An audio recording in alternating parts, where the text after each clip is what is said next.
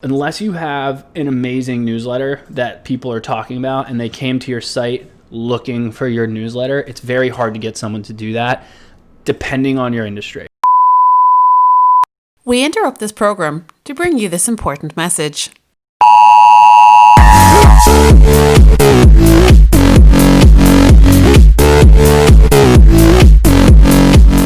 Welcome to Marketing Interruption, a daily podcast powered by BlueTuskr that interrupts your day with marketing news, tips and strategies from an entrepreneur who lives and breathes marketing. Now, let the interruption begin with your host, Andrew Maff. Hello and welcome to episode number 4 of Marketing Interruption. I'm your host, Andrew Maffetone, and today I'm going to be talking about the many things that you can use as gated content. So yesterday, obviously, I went over a lot of things on how to create content and how to basically take a video and make it last you for weeks on end. And then obviously, if you're growing this content, the next goal should be to start to build that lead list or your sales. And the most important thing, second most important KPI is emails. You will hear me say that a lot.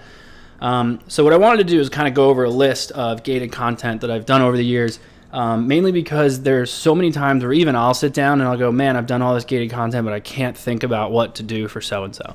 And it's just daunting. So I always forget stuff. I've definitely worked with people before where they're like, I can't think of what to set up for gated content. And so I'm going to go over some things that are very common. I'm going to go over some things that are a little bit different. And I will try to go through the level of difficulty of actually getting them done as well too. So the first one I wanted to mention was doing a calculator or a quiz. So this is more of an interactive gated content, right? So it kind of requires someone to interact with said gated content in order to get their email.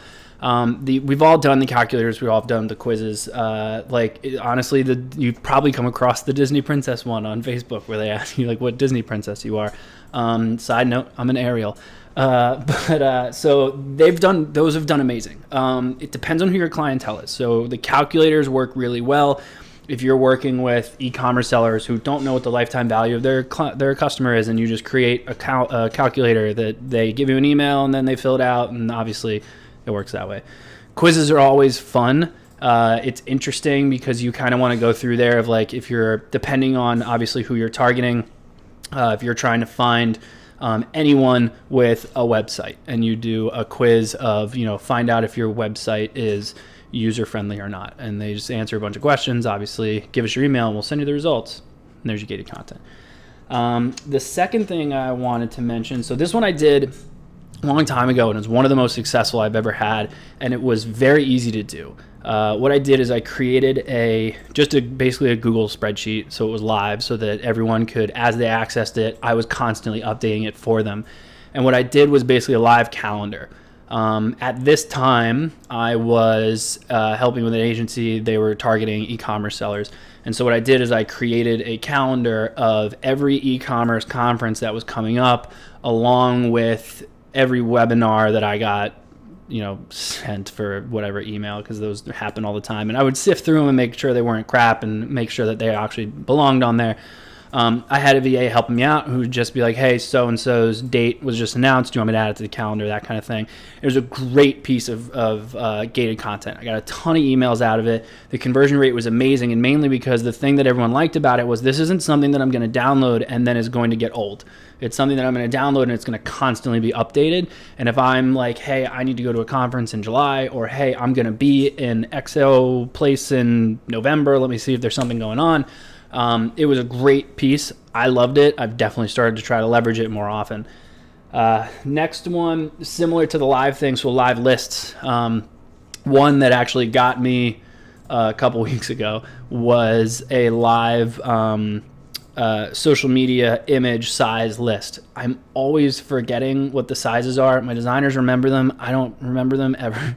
So when I saw like, oh, this one's a Google Doc and it's constantly being updated, so if Instagram does something then I can obviously see. I thought it was a great idea, but a live document done through Google is very easy to do. It's very simple, and people love them because they don't have to like go back and re-download it or updated 2020, that kind of thing. So great way to actually pull in some more emails. What else do I have? There's some that are boring. Newsletters, obviously, if you're doing a newsletter. sign up, subscribe for our newsletter. The problem is with newsletters is that unless you have an amazing newsletter that people are talking about and they came to your site looking for your newsletter, it's very hard to get someone to do that depending on your industry. Some e-commerce sellers, it's a lot easier. But if you're a SaaS company or if you are, selling some kind of service, it's a little bit more difficult because newsletters can be so spammy and kind of daunting. The only way I've seen those work the most is typically at minimum a weekly newsletter, at most daily. I've seen the daily ones work very, very well. Keep them short, keep them sweet. I mean, you have Morning Brew, you have The Click, you have Daily Carnage, you have obviously Morning Brew's Marketing Brew and Retail Brew and all their other brews. There are a ton of great daily newsletters that work very well that can obviously help for gated content. If you have the ability to create a daily newsletter, it's not as easy as it sounds. I would say it's probably one of the more difficult things on here. Another one I had was chatbots. So chatbots are interesting. I will definitely get into those one of these episodes. They can be more difficult to set up depending on your expertise in it, obviously. But once they're set up, they're interesting. Facebook's got a lot of rules with it. It's still such a relatively newer technology that, sometimes you can do this and sometimes you can't. And Facebook will tell you like, oh, you can't do that. And it becomes a pain in the ass. But essentially, I had another one a while ago where we set one up. It was a nice chatbot, walked through a great couple different flows. Obviously, if they became a lead, that was even better. But one of the things that we did with that was the chatbot would then broadcast daily some kind of big news. We were using it kind of as a news outlet. And Facebook got a little cranky with us constantly sending out messages every day. So it became a little bit more of a pain. And you could really say the same thing with SMS. So texting people at a certain point, it does become a little daunting to overshare, and it can become spammy. But if it's executed correctly, they work great. Ones I hate: ebooks, white papers, digital book, that kind of crap. I have downloaded more ebooks and white papers in my life than I care to share, and I have probably read a tenth of them. A lot of times I'll go, oh, that sounds like a good read, and I'll never read it.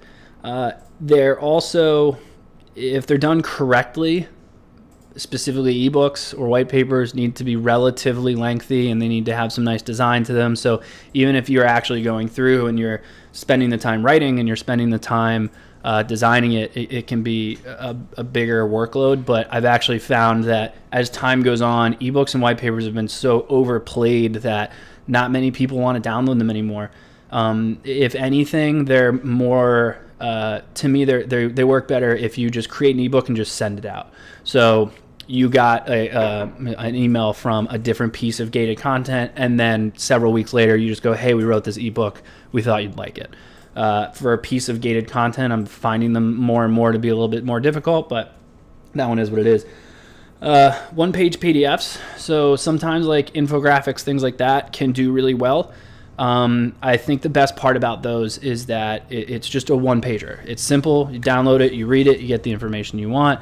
Maybe it's something that someone wants to print and hang in their office or something, depending on what it is. But I find that the shorter form content, when it comes to something like a PDF, where as opposed to like an ebook or white paper, is much, much better for someone to consume.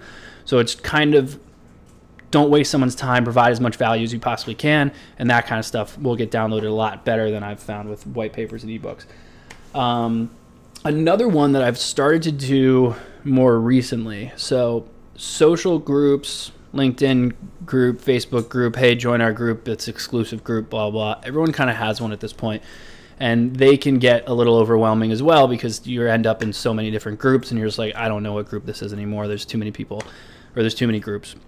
Well, this one's different. Essentially what I've started to do, as opposed to, I just did a different platform.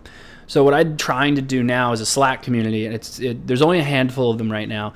And I'm actually pretty shocked at how good it's doing so far. I didn't expect it to do that well because even though Slack has God knows how many millions of users, I wasn't sure if, not everyone has Slack. Some people have Microsoft Teams or something like that. But what I essentially did was I created a Slack community where you can't get in unless you apply. It goes through an application process, and then you do allow someone in. And then once they're in, there's further levels to it. So if you're not familiar with Slack, there's channels, and you can actually make some of those channels private. So we'll actually bring a community into one place, but then a small segment of those people will actually create a private channel, and those people will just keep their conversations there. So we've done it before with several different industries, and it's worked very well. It is probably one of the easier things to do on here, simply because you're really just creating a Slack channel, creating a Slack workspace, creating some kind of landing page for it, creating however you're doing the gated content to get them to said landing page,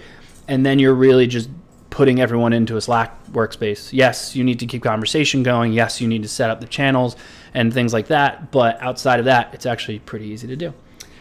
And then you have like the coaching guys. So this is the last one that I was able to think of for this episode. So the short one-on-one sessions, stuff like that. Obviously, you can do other things like, buy my book, and all you have to do is pay for shipping. To me, that's still kind of ebook-y. But the one-on-one sessions I've seen work very well before too, where it's, hey, you know what? It works, from what I've seen, much better with someone who is teaching. So if it's someone who's, it's a marketing agency teaching other marketers or something like that, but they'll do sign up, and I'll do a 25-minute quick session with you, and we'll walk through your Facebook ads, or we'll walk through email campaigns or anything like that. It can also work really well with SaaS companies. It's a great way for them, for lead generation, to kind of put them into a sales funnel. But I've seen those work really well too. And that is my list. So today, of course, I'm trying to feature a tool every week. And so this week, I'm going to feature Outgrow. Outgrow is really great with the gated calculators and quizzes and things like that I mentioned in the beginning.